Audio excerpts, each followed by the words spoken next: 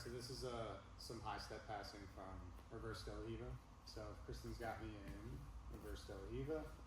First thing I want to do is clear this hook, right? This hook's going to give me problems.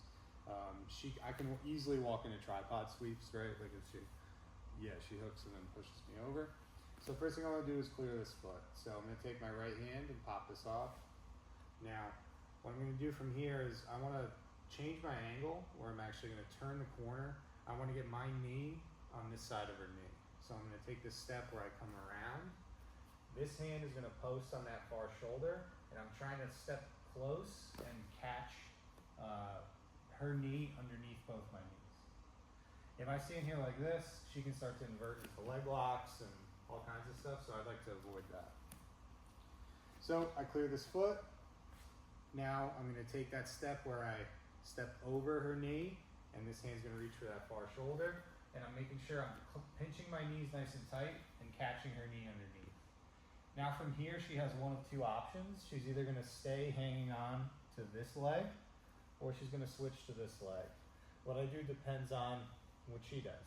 So assuming she hangs on to this grip first, what I'm going to do is I'm going to start to pinch my knees and straighten my legs out. That's going to strip that hook, and it's also going to make it easier for me to start to sink weight from my left knee down on top of her knee. From here, the pressure from my knee and my ability to kick my foot free is going to strip that grip, allowing me to backstep.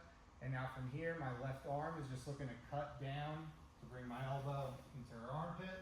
And now from here, I'm just going to start to walk my hip up to clear that frame. And now you can start to get into side control and pass the guard. One more time.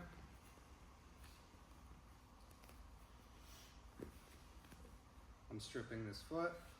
I'm looking to turn the corner and post on that far shoulder, making sure my knees are pinched nice and tight.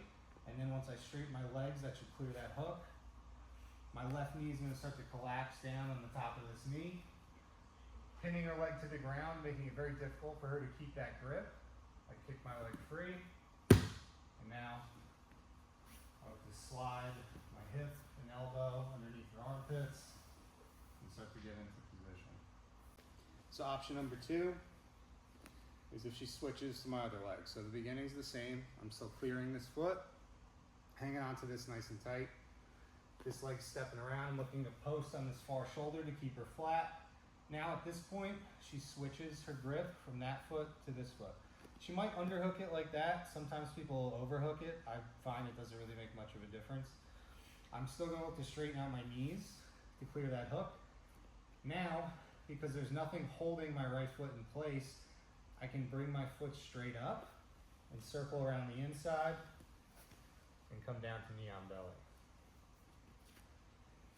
How you finish this pass kind of depends on what they do. It is a bit of a looser pass, so let's say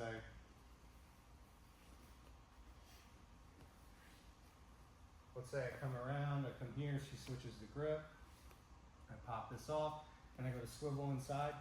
They might run away to turtle, in which case I'm ready to just chase.